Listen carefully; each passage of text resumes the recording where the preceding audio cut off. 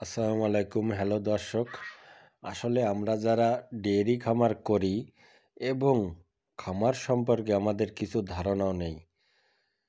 যেসব গাভী বাচ্চা দেওয়ার পরপরই তাদের কিভাবে যত্ন করতে হবে। গাভী বাচ্চা হওয়ার সাথে সাথে গাভীকে খুব ভালোভাবে পরিষ্কার করতে হবে। পিছনের সাইডে যাতে কোনো মাছি না লাগতে পারে সেজন্য কিরাসিন দিতে পারেন, স্যাভলন বা নারিকেল তেল বা ন্যাপথল দিয়ে ভালোভাবে পিছন দিয়ে মাখিয়ে দিতে হবে।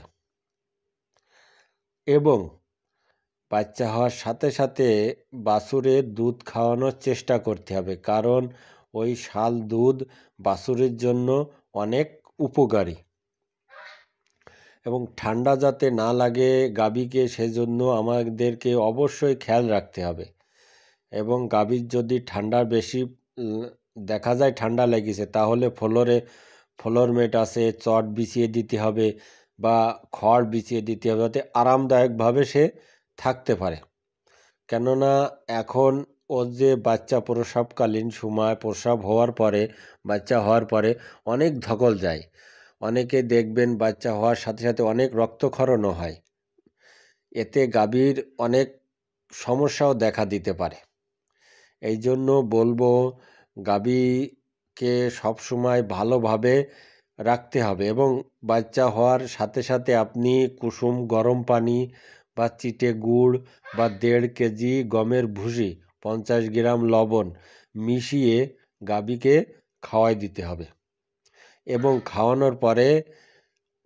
খাওয়াই দিতে হবে। দেখবেন খাওয়ানোর পরে গর্ভফুলটা পড়ে যাবে। আর গর্ভফুল পড়ার পরে আপনি অবশ্যই যাতে তুলে নিয়ে মাটিতে পুঁতে দিতে হবে, কোনোভাবে যেন গাভী খেতে না পারে। এদিকে অবশ্যই আমাদেরকে খেয়াল রাখতে হবে। আর কোনো সময় যেন গাভী যাতে আপনার ওই গর্ভফুল যত চেটেও না খেতে পারে, এটা সবসময় আপনাকে ওই সময় নজর রাখতে হবে। এবং বাছুরকে অতিরিক্ত শাল দুধ খাওয়াতে হবে।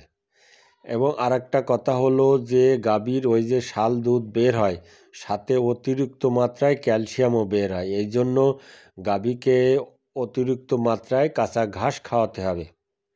এবং আপনার খনিজ পদার্থ যেরকম দানাদার খাবার আছে, সেই খাবারটা বেশি করে ওকে খাওয়াতে হবে। এটা অবশ্যই মানতে হবে, কারণ এই সময় যদি গাভীর যে ক্যালসিয়ামটা বের হয়, এর জন্য মিল্ক ফিভারে একটা রোগ দেখা দেয়।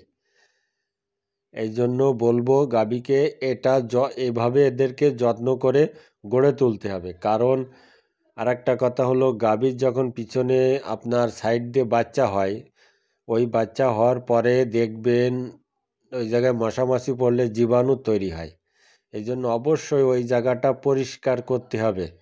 স্যাভলনের পানি দিয়ে পরিষ্কার করে আপনি কিরাসিন মাখিয়ে দিতে পারেন, তাহলে আর মশামাছি ওই জায়গায় বসতে পারবে না। এটা অবশ্যই করতে হবে। আরেকটা কথা, বাছুরকেও সবসময় উষ্ণ জায়গায় রাখার চেষ্টা করতে হবে, কেন একটি খামারের ভবিষ্যৎ হলো একটি বাছুর।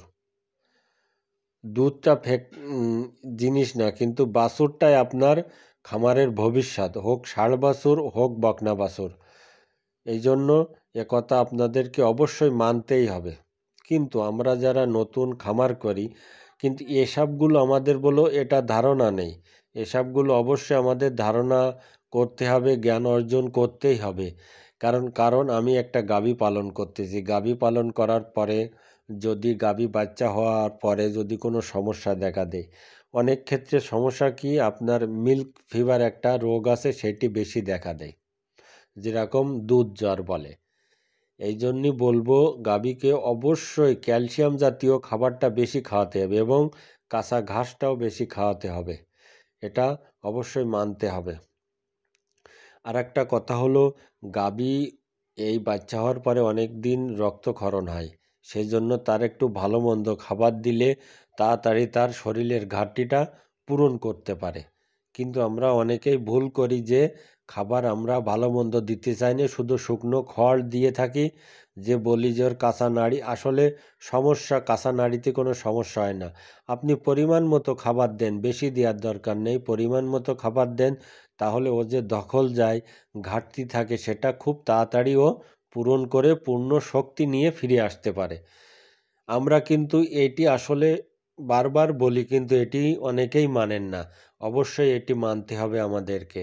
এবং গাভীকে অতিরিক্ত মাত্রায় গর্ভকালীন সময় এবং বাছুর হওয়ার সময় তাদেরকে অবশ্যই যত্ন করে রাখতে হবে, যাতে ঠান্ডা না লাগে, কাশি না হয়, এগুলো অবশ্যই খেয়াল রাখতে হবে। আমার এই ভিডিও ভালো লাগলে অবশ্যই সাবস্ক্রাইব করে আমার পাশে থাকবেন। খোদা হাফেজ।